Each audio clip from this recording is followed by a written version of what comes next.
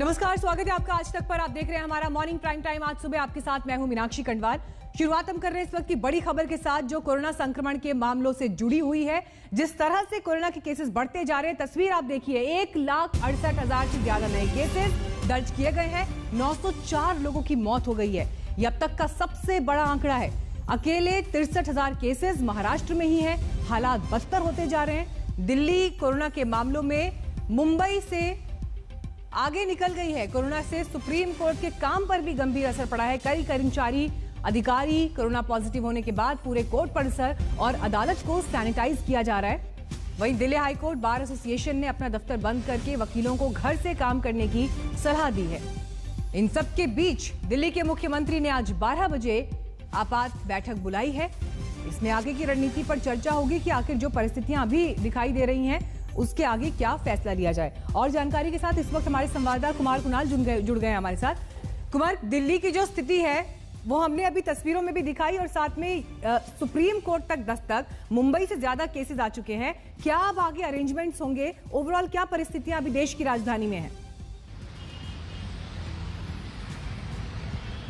देखिए, चिंताजनक है परिस्थितियां और दिक्कत यह है कि 10,743 मामले आए थे कल।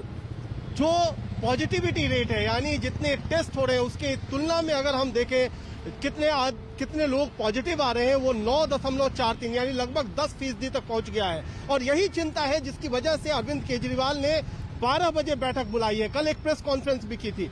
इसमें और सख्त जो गाइडलाइन है वो जारी किए जा सकते हैं, ऐसी संभावना है, क्योंकि तमाम जो आला अधिकारी हैं, साथ ही मंत्री हैं, उनके साथ बैठक करेंगे अरविंद केजरीवाल। और जैसा आपने बताया, मुंबई से नंबर ऑफ केस जो है वो ज्यादा चले गए हैं और ये चिंता है। और सबसे बड़ी मुश्किल जो आ रही है, 50 से ज्यादा अस्पताल हैं जिसमें ना तो आईसीयू बेड है ना ही वेंटिलेटर मौजूद है। तो लोग, कई सारी जगहों से हमें जो शिकायत मिल रही है कि लोग दर दर भटक रहे हैं। उनको जो खास तौर पर गंभीर तरीके से बीमार हैं, उन्हें बेड नहीं मुहैया हो पा रहे हैं। ये भी एक बड़ी चिंता है जो आने वाले समय में मुश्किल पैदा करेगी। साथ ही साथ जो अलग अलग तरीके से प्लाज्मा की तैयारी है, प्लाज्मा लोग लगातार मैसेज आ रहे हैं जो प्लाज्मा जिन्हें चाहिए प्लाज्मा थेरेपी के जरिए इलाज करवाने के लिए। तो ये तमाम चीजें हैं जिसको लेकर के बैठक बुलाई गई है। बैंकेट हॉल में बिस्तर लगाए जा रहे हैं, इस तरीके की तैयारी भी शुरू कर दी गई है।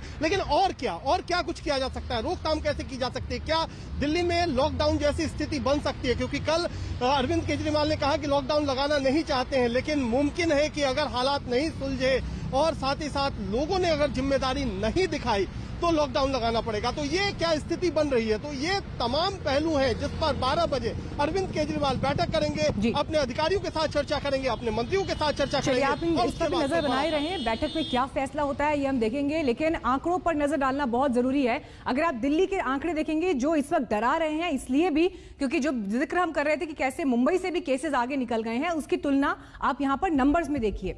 मुंबई में 9,989 केसेस हैं तो दिल्ली में केसेस 10,000 के पार चले गए हैं। और ये हाल तब है जब होली के त्योहार से पहले की अगर आप स्थिति देखें तो उस समय केसेस बहुत कम थे।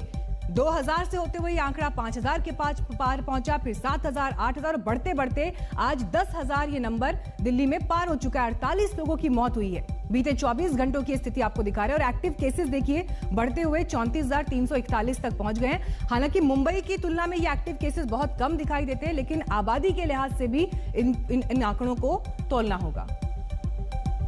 नवंबर की जो पीक थी 8,500 केस की, उससे भी कहीं बहुत ज्यादा हो गए हैं।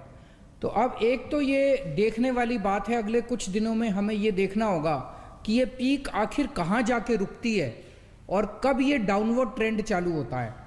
क्योंकि अभी तो पूरी सिचुएशन कंट्रोल में है। जो हॉस्पिटल के बेड्स हैं, वेंटिलेटर्स हैं, ऑक्सीजन है, आईसीयू बेड्स हैं, ये स्थिति मोटे मोटे अभी तो कंट्रोल में है।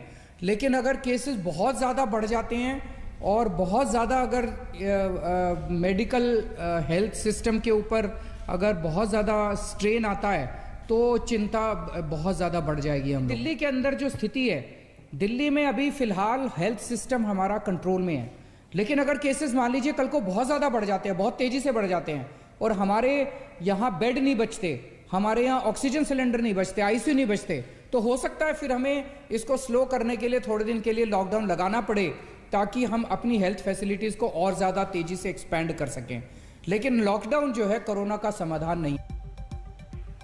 लॉकडाउन समाधान नहीं है, इस बात का जिक्र तो नेता कर रहे हैं, लेकिन आंकड़ों में आप देखिए केसेस किस गति से आगे बढ़ते जा रहे हैं। हालात महाराष्ट्र में सबसे ज्यादा खराब है। वहां पर तो लॉकडाउन पर बीते कई दिनों से स्टेटमेंट्स भी मुख्यमंत्री की तरफ से कई बार दिए गए कि अगर हालात बेहतर नहीं होते तो फिर कड़े फैसले के तौर पर लॉकडाउन लगाना पड़ सकता है। और इस बीच सियासत भी, लेकिन सरकार कह रही है कि यह सख्ती का वक्त है। नए केसेस की तादाद 63,000 से ज्यादा महाराष्ट्र में है। यह अब तक का सबसे ज्यादा नंबर है महाराष्ट्र में। 339 लोगों की कल मौत हो गई और यही वजह है कि अलग अलग हिस्सों में महाराष्ट्र के स्थानीय प्रशासन ने अपने हिसाब से वहां पर सख्ती के फैसले लिए हैं।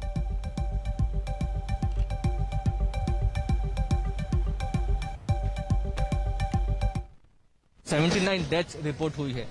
270 दिनों के बाद मुंबई में इतनी ज्यादा कोविड डेथ्स रिपोर्ट हो रही है। हालांकि जो आंकड़े पॉजिटिव लोगों के सामने आ रहे हैं उसमें सिर्फ 0.5% डेथ रेट है, लेकिन ये डेथ आगे जाकर के बढ़ने का आशंका एक्सपर्ट कमेटी की तरफ से जताई जा रही है।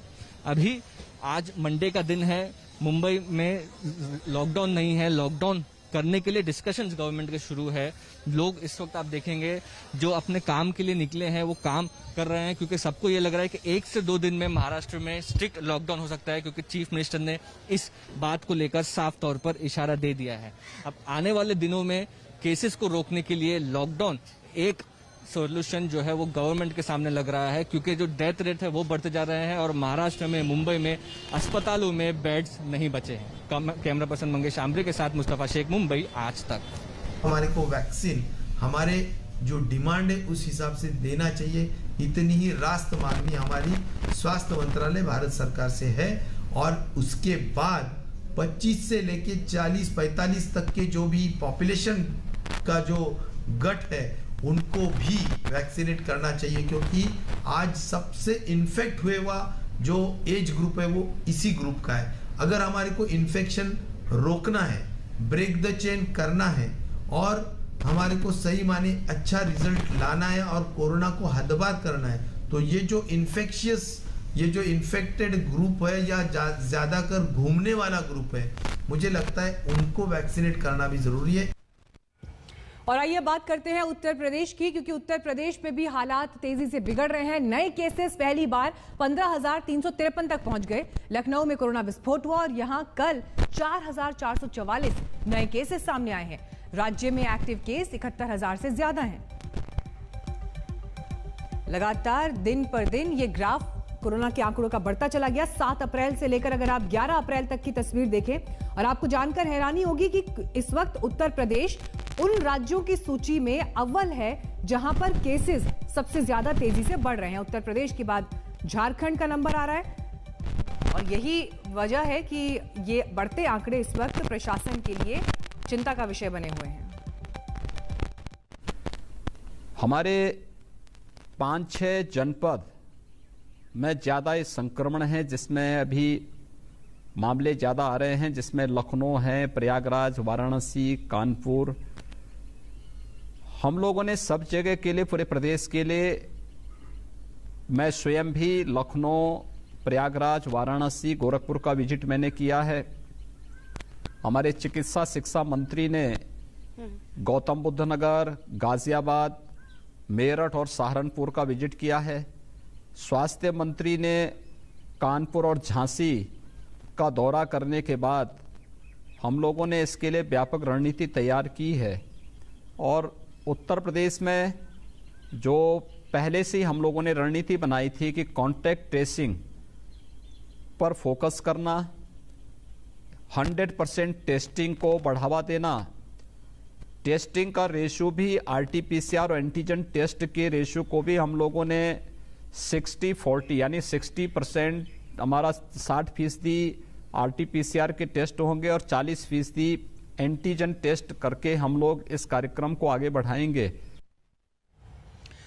तो लगातार अलग अलग सरकारें अपने हिसाब से फैसले ले रही हैं, लेकिन आपको महाराष्ट्र से एक बार फिर बड़ी खबर दे दें, क्योंकि जिस तेजी से वहां पर आंकड़े सामने आ रहे हैं, 63,000 केसेस बीते 24 घंटे में सामने आए। अहम बैठक मुख्यमंत्री उद्धव ठाकरे वहां पर करने वाले हैं। कोरोना के बढ़ते केसेस महाराष्ट्र में थम नहीं रहे हैं और जो ये तेजी है ये इस वक्त फैलती जा रही है अलग अलग हिस्सों में, और यही वजह है कि अब आगे की स्ट्रैटेजी क्या हो, क्योंकि लॉकडाउन को लेकर चर्चाएं तो बहुत हैं।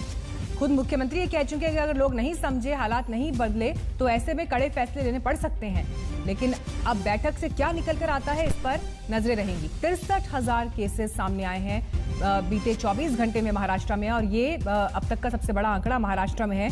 कोरोना की दूसरी लहर देश के अलग अलग राज्यों को अपनी चपेट में लेते हुए बहुत जरूरी है ऐसे में कि जो सावधानियां बरतने की जरूरत है, कोविड एप्रोप्रिएट बिहेवियर जिसका जिक्र लगातार मेडिकल एक्सपर्ट्स कर रहे हैं, उससे हम कोई कोताही उसमें ना बरतें, कोई ढील ना बरतें।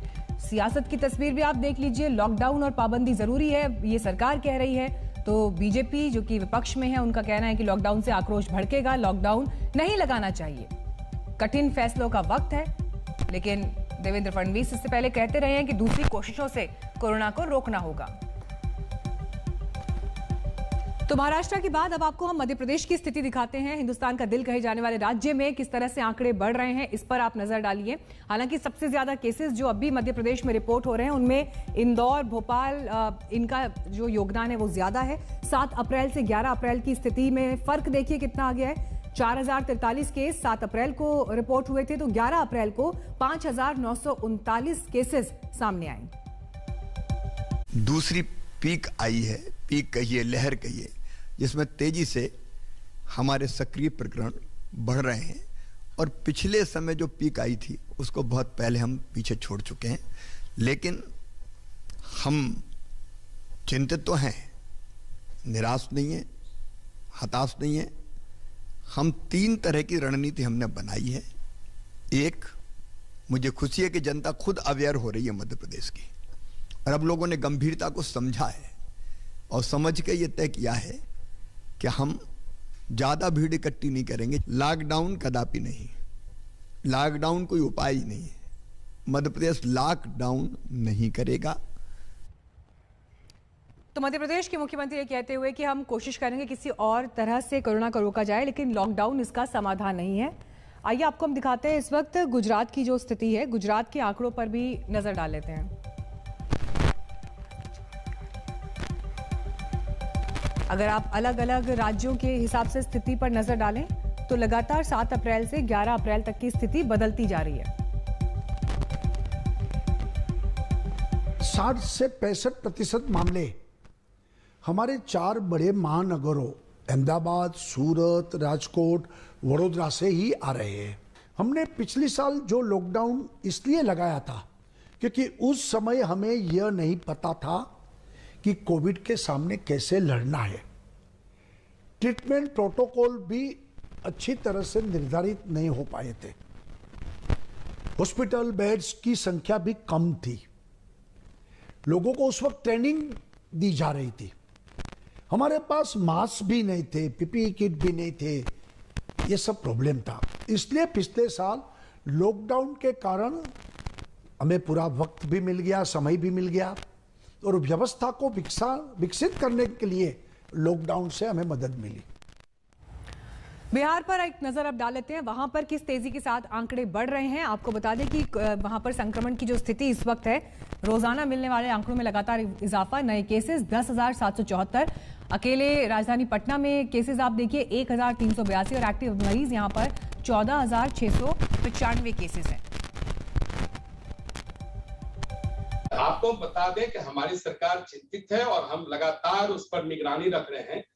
अगर पूर्ण लॉकडाउन लगाने की भी अगर परिस्थिति बनेगी तो हम निश्चित रूप से उस पर भी अमल करेंगे, क्योंकि बिहार में जो ये मानव संसाधन है ये हमारे लिए सबसे बड़ा महत्वपूर्ण है, और किसी भी राज्य के विकास के लिए उस राज्य के नागरिकों का स्वस्थ होना बहुत आवश्यक है। और इस दृष्टि से हम सबकी भी चिंता है, क्योंकि हमारे लोग, बिहार के लोग जितने स्वस्थ होंगे हम बिहार को और तेज गति से आगे ले जाएंगे, और इस मामले में हम कोई कोताही बरतने वाले नहीं। फिलहाल हम एक ब्रेक के लिए रुक रहे हैं, फौरन लौटेंगे। देखते रहिए आज तक।